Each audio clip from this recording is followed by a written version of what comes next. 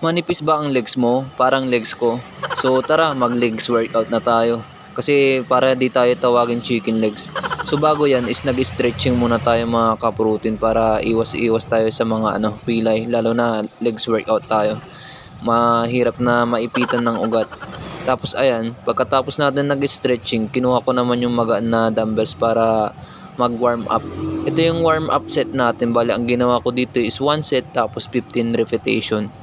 Pinaka-importante yung warm up set mga ka-protein, lalo na yung stretching pagka nagbubuhat kayo. Mahirap kasi pag wala kang stretching tapos nagbuhat ka agad ng mabigat, mahirap na, baka mapili ka pa. Then ayan, pagkatapos natin nag-warm up set, ito naman yung sinunod ko, ganun pa rin mga ka-protein.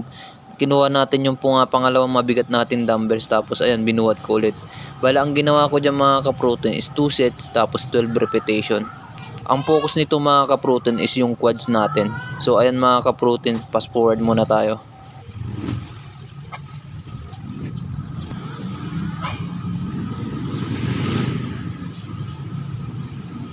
Pagkatapos nga natin nagawa yung 3 sets tapos 12 repetition mga ka-protein, ayan, kinuha ko naman na yung pinakamabigat kong dumbbells. Ganun pa rin yung gagawin natin, mag-a-add lang tayo ng weights para lalong ma-stress yung quads natin mga ka-protein. Siyempre pagka na-stress yung kasi yung quads nyo mga ka-protein o muscle nyo, tapos pinasukan nyo ng magandang protein yan, lalaki yan.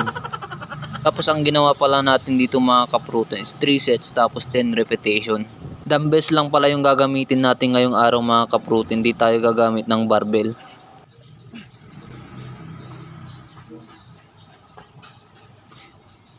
Pagkatapos nga natin ginawa yung 3 sets mga ka-protein, ito naman yung sinunod ko. Bali, kinuha ko yung plates ko tapos ginawa kong ganyan.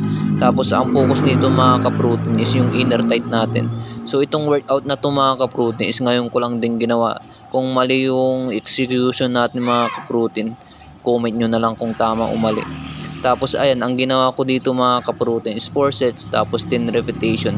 Yung sumo deadlift mga ka-protein, tapos ito is pareho lang yung target nun, inner tight natin.